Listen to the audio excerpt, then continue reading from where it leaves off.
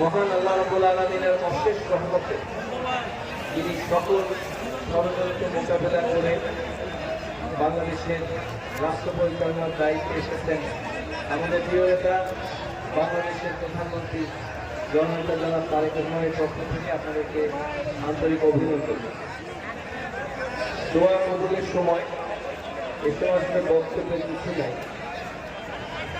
এবছর নির্বাচনের একটা দামাদল ছিল, তারপর সরকার গঠন এবং আমরা যতটুকু ক্রাইসিস দেখতে পাচ্ছি নির্বাচনের পূর্বাপর সামাজিকভাবে রাষ্ট্রের দায়িত্ব নিয়ে, রাষ্ট্র পরিচালনার দায়িত্ব নিয়ে এবং আমাদের অতি সম্প্রতি যে আরো বিশ্ব এবং পূর্ব মার্কিন এই দ্বিপাক্ষিক যে যুদ্ধাবস্থা, যার সংকট আপনার পার্শ্ববর্তী সারা বিশ্বে বিশেষ করে তেলের দাম এবং অন্যান্য দ্রব্যমূল্যে প্রভাব পড়বে। এই সমস্ত সংকট মোকাবেলায় আমরা অত্যন্ত ব্যস্ততার পাশাপাশি জাতীয় সংসদ নির্বাচন পরবর্তী এই সংসদের প্রথম অধিবেশন আগামী 12 তারিখে শুরু হতে যাচ্ছে। এই সমস্ত বেশ কিছু কর্মযজ্ঞের কারণে এবার আমরা বাংলাদেশ জাতীয়তাবাদী বিএনপি অঙ্গ সহযোগী সংগঠন রবীন্দ্রনাথ উপজেলার প্রত্যেকটা ইউনিয়নে আমরা আনুষ্ঠানিকভাবে আলাদা করে ইফতার মাহফিল এবং অনুষ্ঠানের ব্যবস্থাপনা করতে পারিনি। এই জন্য আপনাদের কাছে আমরা ক্ষমা চেয়ে নিচ্ছি। গাড়ি খরচে সবার সাথে একটু দেখা হওয়া, মিলন মেলা, এই পবিত্র মাসে সবাই একত্রে হয়ে কুশলী বিনিময়ের পাশাপাশি দোয়ায় শরীক হওয়া, এই উদ্দেশ্যে আমাদের আজকের উদ্যোগ। আমরা মহান আল্লাহ রাব্বুল আলামিনের কাছে দোয়া করি যে আল্লাহ রাব্বুল আলামিন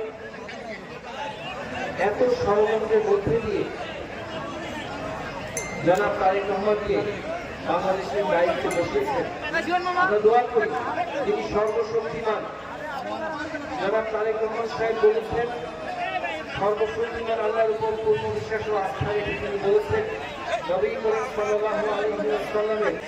তেমনিভাবে আমরা আল্লাহ সুবহানাহু ওয়া তাআলার কাছে আমরা আকুলভাবে দোয়া করছি এবং তার কাছে আমরা প্রার্থনা করছি যে এমনিভাবে তিনি এত ষড়যন্ত্র মোকাবেলা করার তৌফিক দিয়ে আমাদের এই রাষ্ট্র পরিচালনার দায়িত্ব নিয়ে এসেছেন। তেমনিভাবে যেন দেশে বিদেশের সকল ষড়যন্ত্র সংকট মোকাবেলা করে অভিভাবকের ভূমিকা পালন করে এই রাষ্ট্রটাকে সুন্দরভাবে পরিচালনার তৌফিক নিয়ে আমাদের জন্য আজকের এই দোয়া কবুলের মুহূর্তে আমরা পাশাপাশি আমরা দোয়া করি শহীদ রাষ্ট্রপতি জিয়াউর রহমান যিনি সর্বশক্তিমান আল্লাহর উপর পূর্ণ বিশ্বাস ও আস্থা এই মূলনীতি শাসন করবেন মূলনীতি হিসেবে বলেছেন। আল্লাহ সুবহানাহু ওয়া তাআলা তাকে জান্নাতুল ফিরদাউস নসিব করুন। আমরা আজকে এই দোয়া মাহফিল থেকে দোয়া করছি প্রয়াত আপসীন দেশনেত্রী এবং খালেদা জিয়া যিনি তার নেতৃত্বে, তার অভিভাবকত্বে, তার সুযোগ্য উত্তরসূরি বর্তমান প্রধানমন্ত্রী জনাব তারেক রহমানের তত্ত্বাবধানে এক উপকারী দিক নির্দেশনা আমাদের জন্য রেখে গেছে। যে 31 দফা বাস্তবায়নের মাধ্যমে এই দেশ ও জাতিকে আমরা সামনে এগিয়ে নিয়ে যাব, একটা ন্যায় পরায়ণ, একটা গুড গভর্নেন্সের একটা দেশের দিকে আমরা নিয়ে যাব। সেই উপকারী জ্ঞানের যে বাস্তবায়নে আমরা সর্বাত্মক ভূমিকা রাখতে পারি, জারি পরিস্থিতিতে আমরা দেখতে পাচ্ছি মহান আল্লাহ অশেষ নিয়ামতে তার দেওয়া তৌফিকে প্রতিদিন সকাল 9টার অফিস 8:55 জনাব তারেক রহমান অফিসে উপস্থিত হয়ে এই মেসেজটা দিতে চাচ্ছেন যে কোনো অন্যকে প্রশ্রয় দেওয়া হবে না। এমনিভাবে যেরকম তিনি প্রতিজ্ঞা করেছিলেন ন্যায় পরায়ণতার ভিত্তিতে এই দেশকে গঠন করা হবে, তেমনিভাবে তিনি দেখছেন না কে কোন মার্গে ভোট দিল, কোন সেন্টারে কত ভোট আসলো, এটা দেখা হচ্ছে না।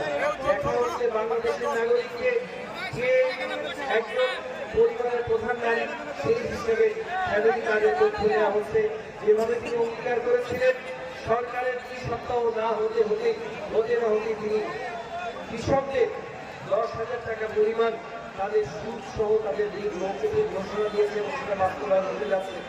আমরা দেখতে পাচ্ছি বাকি যে কর্মকাণ্ডগুলো তিনি হাতে গেছেন শুরু থেকেই সেগুলো বাস্তবায়নের জন্য চেষ্টা চলছে এবং পদক্ষেপ নেওয়া হয়ে গেছে। আমরা মহান রব্বুল আলামিনের দরবারে আজকে এটাও দোয়া করি, এভাবে তিনি আমাদেরকে ফ্যাসিস্ট থেকে মুক্ত করে এবং পরবর্তীতে অন্তর্বর্তীকালীন সরকারের সময় যথারকম নানা গণতান্ত্রিক পন্থায় সকলের ভোটের আকাঙ্ক্ষা জনআকাঙ্ক্ষা গঠনের সুযোগ দিয়েছে, তেমনিভাবে আমাদের কর্মকাণ্ডগুলো আমরা শুরু করার তৌফিক পেয়েছি, এগুলো যাতে আমরা শেষ করতে পারি, সঠিকভাবে করতে পারি এবং আমরা অভিভাবকের ভূমিকা নিয়ে সংসদকে যাতে কার্যকর করতে পারি। আমাদের যারা বিরোধী দল আছে তাদের সাথে আমরা একত্রে মিলেমিশে দেশের সমস্ত ন্যাশনাল ইস্যুতে যাতে আমরা ঐক্যবদ্ধভাবে এই দেশটাকে সামনে এগিয়ে নিয়ে যেতে পারি, সেই আশা ব্যক্ত করে আজকে এই দোয়া মাহফিলে আপনারা সবাই এই দোয়া কবুলের সময় আপনারা সবাই উপস্থিত হয়ে আমাদেরকে এই মাহফিলটাকে সফল করেছেন। আপনাদের সবাইকে ধন্যবাদ জানিয়ে আজকে এই দোয়া মাহফিলে আমি আমার বক্তব্য সমাপন করছি। দেখুন, আসলে আমাদের কাজ অনেক। আমি আপনাদের কাছে আজকে এই দোয়া মাহফিলে একটা অনুরোধ করবো, আমাদের গোবিন্দগঞ্জ উপজেলায় যতগুলো সংগঠনের ব্যাপারে যতগুলো রিকোয়েস্ট এসেছে, আমি অনুরোধ করবো এই সংগঠন অনুষ্ঠানগুলো না করে আমরা এখন একটু কাজ করে যাই। অনেক সময় চলে গেছে, দেশটা অনেক কিছু চলে গেছে, চলুন আমরা সবাই কাঁধে কাঁধে একটু কাজ করি। এই সংগঠনটা ফুল দেওয়া এগুলো অনেক হবে, সময় অনেক পাওয়া যাবে ইনশাল্লাহ। আসলে আমরা বলতে যেহেতু এখন অধিবেশন চলছে, আমি চেষ্টা করবো আপনাদের প্রতিনিধি হিসাবে প্রত্যেক শুক্র শনিবার আমাকে এলাকায় আপনারা পাবেন ইনশাল্লাহ। আপনারা আমাকে এখানে সরাসরি এসে সরাসরি দেখা করার সুযোগ পাবেন। এছাড়া ঢাকা গেলে যখন অধিবেশন থাকবে বা থাকবে না, সবসময় আপনারা সরাসরি অ্যাক্সেস করতে পারবেন। আমাদের সকল কন্ট্যাক্ট নাম্বার এবং যেগুলো সরাসরি যোগাযোগ মাধ্যম যেগুলো আছে সেগুলো আপনারা আমাদের ফেসবুক এবং সোশ্যাল মিডিয়া পেয়ে যাবেন, যার মাধ্যমে আপনারা উন্নয়ন কর্মকাণ্ডে সরাসরি অংশগ্রহণ করতে পারবেন। তাহলে আমরা ইনশাল্লাহ প্রতিজ্ঞা নিলাম, আমরা সংবর্ধনা পরে হবে ইনশাল্লাহ, এখন আমরা কাজে কাজ দিয়ে কাজ করবো, একত্রিততা বাস্তবায়ন করবো, যার মাধ্যমে এই উপকারী জ্ঞান বাস্তবায়নের মাধ্যমে বেগম খালেদা জিয়ার কবরে আমরা জান্নাত করবো ইনশাল্লাহ।